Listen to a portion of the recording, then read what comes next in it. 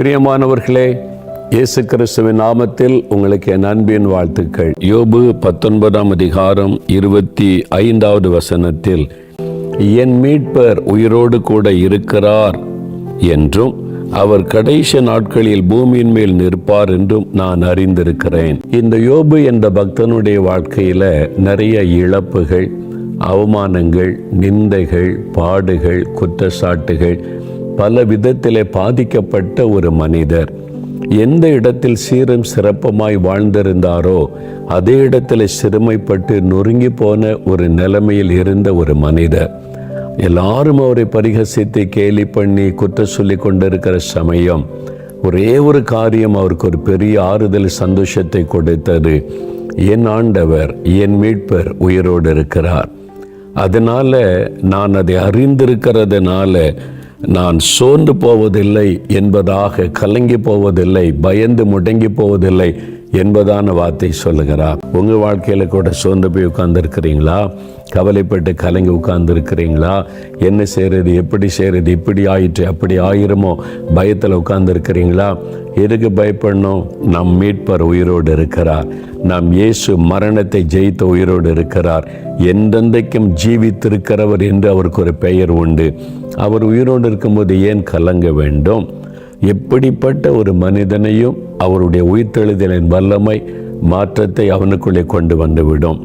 யோவான் எழுதின சுவிசேஷம் 20ஆம் அதிகாரத்தில் உயிர்த்தெழுந்த இயேசு தன்னை வெளிப்படுத்தின 3 சம்பவங்கள் எழுதப்பட்டிருக்கிறாரு. முதலாவது பாருங்க, யோவான் 20ஆம் அதிகாரம் 15ஆம் வசனத்தில் இயேசு கிறிஸ்துவுடைய கல்லறைக்கு முன்பாக அழுது கொண்டு நிற்கிற மகதலேனா மரியாள் என்ற ஒரு பெண், அவள் அழுது கொண்டிருக்கிறாள். இயேசு கிறிஸ்துவை எப்படி கொண்டுட்டாங்களே, அடக்கம் பண்ணிட்டாங்களே, இனி நான் என்னுடைய தகப்பனுடைய அன்புக்கு நான் என்ன செய்வேன், எனக்கு யார் இருக்கிறார்கள் என்ற ஒரு ஏக்கம், ஒரு வேதனை இந்த மகதலேனா மரியாளுக்குள்ளே காணப்பட்டது. அதனால பாருங்க, அவள் வேதனையோடு கூட அழுது கொண்டு நின்று கொண்டிருந்தாள். அப்போ இயேசு கிறிஸ்து உயிர்த்தெழுந்த இயேசு அவளை பார்த்து, ஸ்திரியே ஏன் அழுகிறாய் என்று ஆண்டவர் கேட்டார். நீ ஏன் அழுது கொண்டு இருக்கிற, எதுக்கு நீ கண்ணீர் வடித்து கொண்டிருக்கிற அப்படின்னு ஆண்டவர் கேட்டார். முதலாவது, இயேசுவை அவளுக்கு அடையாளம் தெரியவில்லை. ஏனென்றால் மரித்து உயிர்த்தெழுந்த இயேசு மகிமையின் சரீரத்தோடு காணப்பட்டார். உயிர்த்தெழுதலின் சரீரத்தோடு காணப்பட்டதுனால டக்கென்று அவளுக்கு அடையாளம் தெரியவில்லை. ஆனால் இயேசு கிறிஸ்து நான் தான் இயேசு என்பதை வெளிப்படுத்தின போது பெரிய சந்தோஷம். இயேசுவை கொன்னுட்டாங்க, அவ்வளோதான், கல்லறைக்குள்ளே மூடிட்டாங்க, முடிந்து போனது, இனிமேல் நான் ஒரு தகப்பனுடைய அன்புக்கு என்ன செய்வேன் என்று ஏங்கி கொண்டிருந்தேன். ஆனால் இந்த இயேசு கிறிஸ்து உயிரோடு இருக்கிறார் என்ற ஒரு பெரிய மகிழ்ச்சி அவருடைய உள்ளத்திலே வந்துவிட்டது. அவருடைய கண்ணீரை ஆண்டவர் களிப்பாக மாற்றினார். பார்த்தீங்களா? நீங்கள் கண்ணீர் வடித்து கொண்டு இருக்கிறீங்களா? அழுது கொண்டு இருக்கிறீங்களா? என் வாழ்க்கையில் அடுத்து நான் என்ன செய்வது, யார் உதவி செய்வாங்க அப்படின்னு கண்ணீர் வடித்து கலங்கி கொண்டு இருக்கிறீங்களா? இயேசு கிறிஸ்து இன்றைக்கு உங்களை சந்தித்து கொண்டு இருக்கிறார். நீ ஏன் அழுகிற? நான் உயிரோடு இருக்கிறேன்ல. நீங்கள் என்ன சொல்லணும்? என் மீட்பர் இயேசு உயிரோடு இருக்கிறார், நான் இனி அழுது கொண்டு இருக்க மாட்டேன் அப்படின்னு சொல்லுகிற ஒரு அனுபவத்தை உங்களுக்கு கொடுக்கும்படிக்குத்தான் இன்றைக்கு உயிர்த்தெழுந்த இயேசு உங்களை சந்தித்து உங்களோடு ஆண்டவர் பேசி கொண்டிருக்கிறார். இந்த மகதலேனா மரியாள் இயேசு கிறிஸ்து முதல் அவளுக்கு தரிசனமானார் உயிர்த்தெழுந்த பிறகு. மார்க் 16ஆம் அதிகாரம் 9ஆம் வசனத்திலே பார்க்கிறோம். அவளிடத்திலிருந்து ஆண்டவர் 7 பிசாசுகளை துரத்தி இருந்தார். 10வது வசனம் சொல்லுகிறாரு, மார்க் 16:10. ஒரு காலத்தில் பிசாசு பிடித்து அலைக்கழிக்கப்பட்டு அவமானப்பட்டு வேதனையில் வாழ்ந்த ஒரு பெண்.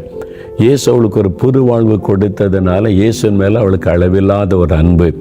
எனக்கு ஒரு தகப்பனை போல என்னை நேசிக்கிற ஒரு ஆண்டவர் கிடைத்திருக்கிறார் என்ற மகிழ்ச்சியோடு இயேசு போன இடத்தெல்லாம் பல இடங்களிலே அவளை பார்க்க முடியும். சிலுவைக்கு அருகிலே என்னால் ஆண்டவர் செய்த நன்மையை மறக்காதபடி ஆண்டவர் மேல் அன்பு வைத்திருந்தாள். இப்போ இயேசு மரித்துட்டார்னு சொன்ன உடனே அவ்வளோதான், இனி என்ன செய்கிறது, எனக்கு யார் ஆறுதல் கொடுப்பாங்க, யார் எனக்கு தைரியம் சொல்லுவாங்க, யார் என் கூட இருந்து நடத்துவாங்க, எனக்கு தகப்பனை போல இருந்தாரே என்ற துக்கம். ஆண்டவர் இந்த துக்கத்தை சந்தோஷமாய் மாற்றினார் என்று பார்க்கிறோம். கண்ணீரை களிப்பாக ஆண்டவர் மாற்றினார். மகனை ஏன் அழுகிறாய், நான் இருக்கிறல்ல உனக்கு, நீ தனிமையாக இல்லை, உயிரோடு இருக்கிற நான், உயிர்த்தெழுந்த நான் உன்னை விட்டு விலகுவதுமில்லை, கைவிடுவதில்லை வாக்கு கொடுத்திருக்கிறேன். உலகத்தின் முடிவு பரியந்த கூட இருப்பேன்னு சொல்லியிருக்கிறேனே, ஏன் அழுகிறாய்? அழாதே. இன்னைக்கு உங்கள் வாழ்க்கையில் யாருடைய இழப்போ உங்களை பாதித்திருக்கலாம். யாரோ ஒருவரை இழந்ததுனால, உங்கள் பிரியமானவளை இழந்ததுனால கண்ணீரோடு நிற்கலாம். தனிமை உணர்வு, எனக்கு யார் இருக்கிறார்கள் என்ற உணர்வு இருக்கலாம். இயேசு வந்து நிற்கிறார். நீ அழாதே மகளே, மகனே நீ அழாதே, நான் உயிரோடு இருக்கிறேன், நான் உனக்கு இருக்கிறேன் என்று ஆண்டவர் சொல்லுகிறார். என் மீட்பர் உயிரோடு இருக்கிறார். ஆகவே நான் இனி அழுது கொண்டிருக்க மாட்டேன், இனி நான் சோர்ந்து போக மாட்டேன் என்று தைரியமாக சொல்லுங்க. அப்போ உங்களுடைய கண்ணீருக்கு முடிவு வரும்.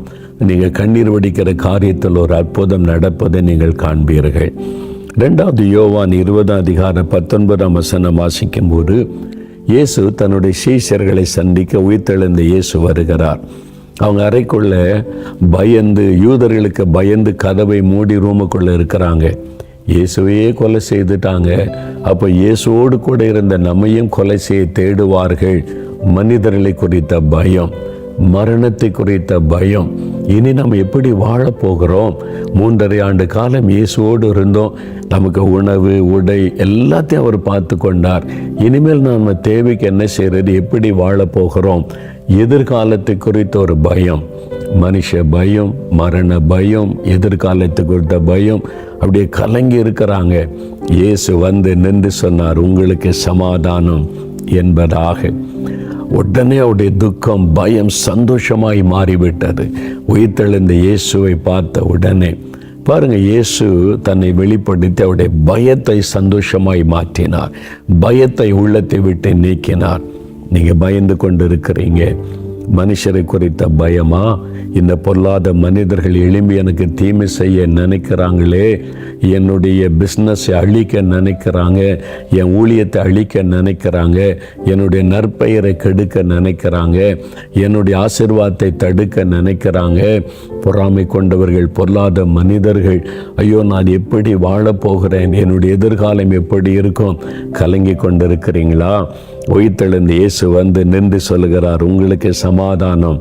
என் மகனே, என் மகளே, உனக்கு சமாதானம். நான் உயிரோடு இருக்கிறேன். நான் உயிரோடு இருக்கிறதுனால ஒருவரும் உன்னை மேற்கொள்ள முடியாது. எந்த பயமும் உன்னை முடக்கி போட முடியாது. நீ பயப்படாதே, கலங்காதே. இந்த ஆண்டவர் தைரியப்படுத்துகிறார். நீங்கள் என்ன சொல்லணும்? என் மீட்பர் உயிரோடு இருக்கிறார், என் இயேசு உயிரோடு இருக்கிறார். நான் பயப்பட மாட்டேன், நான் தைரியமாக இருப்பேன். எதுவும் என்னை சேதப்படுத்த முடியாது. யாரும் என் ஆசீர்வாதத்தை தடுத்து விட முடியாது. யாரும் என் ப்ரமோஷனை கெடுக்க முடியாது. என் குடும்பத்தில் நடக்க இருக்கிற நன்மையான காரியத்தை யாரும் தடுக்க முடியாது. என் மீட்பர் உயிரோடு இருக்கிறார். தைரியமாக சொல்லுங்க, விசுவாசத்தோடு சொல்லுங்க. அற்புதம் நடப்பதை நீங்கள் காண்பீங்க. பயம் உள்ளத்தை விட்டு விலகுவதை காண்பீங்க. மகிழ்ந்திருப்புங்க முடிக்க கர்த்தர் உங்களுக்கு செய்வார். அப்போ பாருங்க, உயிர்த்தெழுந்த இயேசு வந்த உடனே பயமெல்லாம் மாறி ஒரு சந்தோஷம், மிகுந்த சந்தோஷம் உண்டாயிற்று. ஆண்டவர் இன்றைக்கு உங்களுக்கு செய்வார். 3வது இன்னொரு காரியம், யோவான் 20 26, 27 வசனங்களை நீங்கள் வாசிக்கும்போது, இயேசு கிறிஸ்து மறுபடியும் சீஷர்கள் இருந்த இடத்திற்கு ஆண்டவர் உயிர்த்தெழுந்த இயேசு வருகிறார். எதற்காக? தோமாவுக்காக. இந்தியாவுக்கு அப்போஸ்தலனாய் வந்தார்ல, இயேசுடைய சீஷர் தோமா, சுவிசேஷத்தை கொண்டு வந்தாரே, அவர் தான். முதல் முறை இயேசு வந்தபோது அவர் இல்லை, ஏதோ ஒரு காரணத்துக்கு வெளியே போயிருந்தார். இவங்கெல்லாம் சொல்கிறாங்க, இயேசுவை பார்த்தோம், நாங்கள் ஒரு தொட்டெல்லாம் பார்த்தோம், அவருடைய காயங்களெல்லாம் பார்த்தோம், இயேசு உயிரோடு இருக்கிறான்னு மகிழ்ச்சியோடு சொல்கிறாங்க. இவருக்கு ரொம்ப ஐயோ, நான் இதை மிஸ் பண்ணிட்டேனே, இயேசுவை பார்க்க முடியாமல் போயிட்டு. உடனே அதெல்லாம் நம்ப முடியாது. நீங்கள் ஏதாவது ஆவியை பார்த்துருப்பீங்க, அல்லது தரிசனம் கண்டிருப்பீங்க. இல்லை, அவரை தான் அடக்கம் பண்ணதை நம்ம பார்த்தோமே. இல்லை, அவர் உயிரோடு இருக்கிறார், அதெல்லாம் நான் பார்க்கணும், நான் தொட்டு பார்க்கணும், அவருடைய காயத்தில் கை வச்சு பார்க்கணும். விழாவில் ஈட்டியெல்லாம் குத்துனாங்கல்ல, அதெல்லாம் கை வச்சு பார்க்கணும், அப்போ தான் நான் நம்புவேன்னு சொல்லிட்டார். அப்போது நான் கண்டாதான், பார்த்தாதான், தொட்டு பார்த்தா தான் நம்புவேன், அதில் நம்ப முடியாதுன்னு சொல்லிட்டார். அப்போ அவர் நம்பாத ஒரு மனிதருக்காக இயேசு மறுபடியும் தரிசனமாகி தோமாவுக்கு தன்னை வெளிப்பட, தோமாவே, என் கைகளை பார், உன் விரலை நீட்டி இந்த காயத்தை தொட்டுப்பார், உன் கையை நீட்டி விழாவிலே போடு, அதை காண்பித்த உடனே அவர் தடுமாற்றத்தோட என் ஆண்டவரே, என் தேவனே என்று சொல்லி அறிக்கையிடுகிறார். அவரை பாருங்க, இந்த சந்தேகப்பட்ட ஒரு மனிதரை நம்ப வைத்து அவரை மகிழ்ச்சியாக்கினார். அவருடைய சந்தேகத்தை ஆண்டவர் போக்கினார். அவருடைய விசுவாசத்தை பலப்படுத்தினார். இனி இப்போ அவருக்கு சந்தேகம் இல்லை, விசுவாசத்தில் பலனடைந்து என் மீட்பர் உயிரோடு இருக்கிறார், என் இயேசு மரணத்தை ஜெயித்து சாத்தானை ஜெயித்து உயிர்த்தெழுந்து விட்டார். அந்த நிச்சயத்தோடு தான் இந்தியாவுக்கு சுவிசேஷத்தை அறிவிக்க அவர் வந்தார். நீங்கள் என்ன சந்தேகப்படுறீங்களா? இயேசு உயிரோடு இருக்கிறார், அது எப்படி நம்புறது? செத்தவர் 3ஆம் நாள் எப்படி எழும்ப முடியும்? அப்படி இருக்கிறீங்களா? ஆண்டவர் உங்களுடைய சந்தேகத்தை மாற்றும்படி உங்களுக்கு அற்புதம் செய்வார். உங்களுடைய விசுவாசத்தை பலப்படுத்தும்படி உங்களை சந்தித்து கொண்டிருக்கிறார். மரித்தேன், சதா காலங்களில் உயிரோடு இருக்கிறேன் என்று இயேசு சொல்லுகிறார். நீங்க சொல்லுங்க, என் மீட்பர் உயிரோடு இருக்கிறார், என் இயேசு மரணத்தை ஜெயித்தவர் உயிரோடு இருக்கிறார், பிசாசை ஜெயித்தவர், சாத்தானை ஜெயித்தவர், உலகத்தை ஜெயித்தவர் என்னோடு இருக்கிறார், என் மீட்பர் உயிரோடு இருக்கான்னு சொல்லும் பொழுதே ஒரு தைரியம், சந்தோஷம், மகிழ்ச்சி உள்ளத்தில் வரும். பயம் விலகும், சோர்வு விலகும். அவர் உயிரோடு இருக்கிறதுனால என் காரியம் ஜெயமாகும், தடைகள் விலகும், நோய்கள் மாறும், அற்புதம் நடக்கும், அதிசயம் நடக்கும், அவர் எனக்கு செய்வார். அந்த விசுவாசத்தோடு ஜெபித்து பாருங்க, உங்களுக்கு அற்புதம் தான். ஒவ்வொரு நாளும் உங்களுடைய வாழ்க்கையில் அதிசயம் நடப்பதை காண்பீர்கள். நீங்கள் பயப்படுகிற காரியங்கள் தலைகளாக மாறும். நீங்கள் கண்ணீர் வடிக்கிற காரியத்தில் அற்புதம் நடக்கும். நீங்கள் சந்தேகப்படுகிற காரியத்தில் சந்தேகத்தை மாற்றி அற்புதம் நடக்கும்படி கர்த்தர் செய்வார். அந்த விசுவாசத்தோடு ஜெபிக்கிறீங்களா? அப்படின்னா உங்களுடைய வலது கரத்தை உயர்த்தி, என் மீட்பர் உயிரோடு இருக்கிறார், என் இயேசு உயிரோடு இருக்கிறார், மரணத்தை ஜெயித்து உயிரோடு இருக்கிறார், எனக்காக சிலுவையில் மரித்தவர், என் பாவங்கள், சாபங்கள், வியாதிகள், வேதனைகள், அவமானங்கள், நிந்தைகள், நெருக்கங்கள் எல்லாவற்றையும் சுமந்து தீர்த்தவர், மரித்து எனக்காக அடக்கம் பண்ணப்பட்டவர், எனக்காக உயிர்த்தெழுந்தார், மரித்தும் உயிரோடு இருக்கிறேன், இயேசுவுக்காக ஸ்தோத்திரம், என் மீட்பர் உயிரோடு இருக்கிறார்.